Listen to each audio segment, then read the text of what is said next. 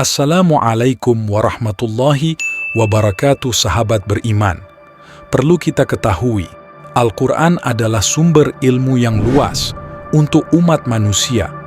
Setelah melakukan berbagai penelitian ilmiah, para saintis barat telah membuktikan kebenaran janji Allah Subhanahu wa Ta'ala tentang isi Al-Quran. Dalam surat Al-Baqarah ayat 2, Allah Subhanahu wa Ta'ala berfirman, yang artinya kitab Al-Quran ini tidak ada keraguan padanya, petunjuk bagi mereka yang bertakwa. Prof. Keith L. Moore, guru besar Departemen Anatomi dan Biologi Sel Universitas Toronto, telah membuktikan kebenaran firman Allah Subhanahu wa Ta'ala itu. Saya tak tahu apa-apa tentang agama, namun saya meyakini kebenaran fakta yang terkandung dalam Al-Quran dan Sunnah. Papar Moore yang terkagum-kagum dengan kandungan Al-Quran yang secara akurat menjelaskan perkembangan embrio manusia. Berikut ini sebagian kecil fakta penting tentang kandungan Al-Quran yang sejalan dengan temuan dunia sains modern.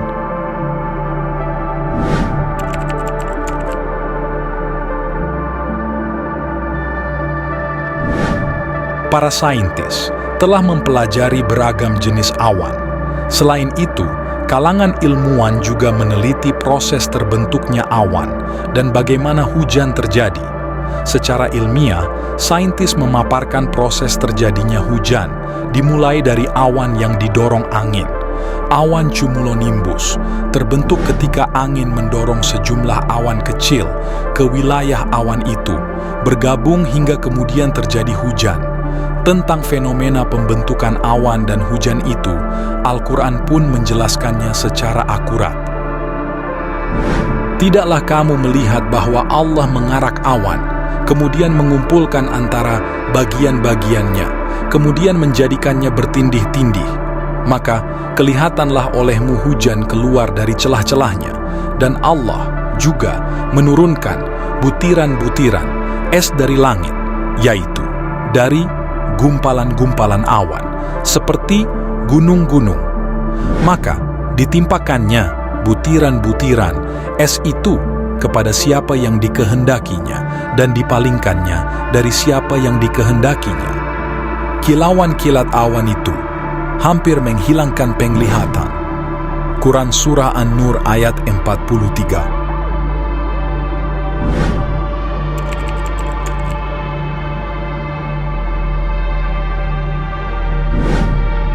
Ilmu pengetahuan modern telah menemukan adanya batas di tempat pertemuan antara dua lautan yang berbeda. Pembatas itu membagi dua lautan, sehingga setiap laut memiliki temperatur, berat jenis, dan kadar garam masing-masing. Misalnya, Laut Mediterania memiliki air yang hangat, serta kadar garam dan berat jenisnya lebih rendah dibandingkan Samudra Atlantik. Temuan sains modern itu sejalan dengan Al-Quran yang telah mengungkapkannya sejak 14 abad lampau. Dalam surat Ar-Rahman ayat 19-20, Allah Subhanahu wa Ta'ala berfirman, yang artinya, Dia membiarkan dua lautan mengalir, yang keduanya kemudian bertemu. Antara keduanya ada batas yang tidak dilampaui oleh masing-masing. Perbedaan kadar garam kedua lautan yang dipisahkan pembatas itu juga diungkapkan dalam surat Al-Furqan ayat 53. Dan dialah yang membiarkan dua laut mengalir berdampingan, yang ini tawar lagi segar dan yang lain asin lagi pahit, dan Dia jadikan antara keduanya dinding dan batas yang menghalangi. Kebenaran ayat Al-Quran itulah yang membuat para saintis barat berdecak kagum.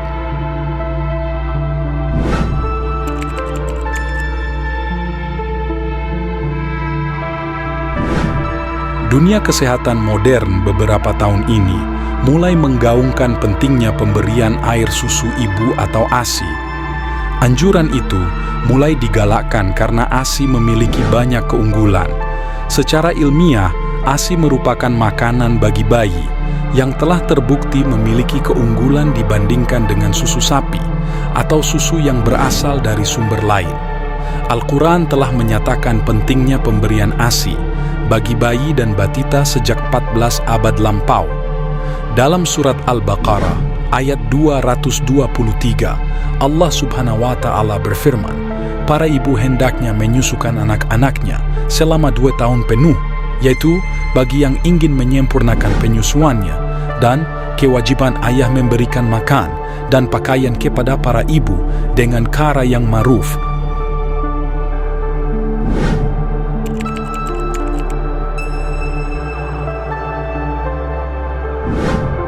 Pada surat Al-Alaq ayat 15-16, Allah Subhanahu wa Ta'ala berfirman, ketahuilah, sungguh jika dia tidak berhenti berbuat demikian, niscaya kami tarik ubun-ubunnya, yaitu ubun-ubun orang mendustakan, lagi durhaka. Ubun-ubun inilah yang disebut para saintis sebagai cerebrum atau otak besar. Lalu, apa hubungannya dengan kebohongan dan cerebrum? Secara psikologi, otak besar ini ternyata bertanggung jawab untuk merencanakan, memotivasi, dan memprakarsai hal yang baik ataupun buruk. Otak besar juga bertanggung jawab atas kebohongan dan kebenaran yang dikatakan seseorang.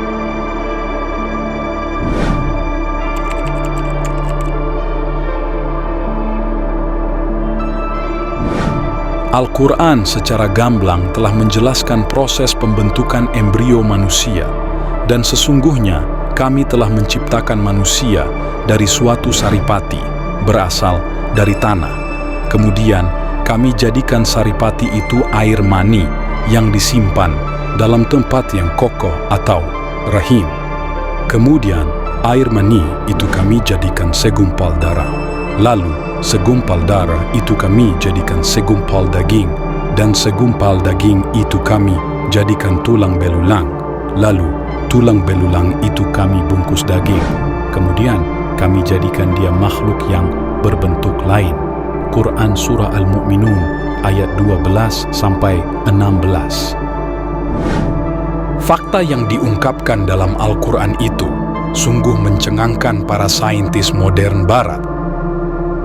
Saya sungguh sangat bahagia bisa membantu mengklarifikasi pernyataan Al-Quran tentang perkembangan manusia.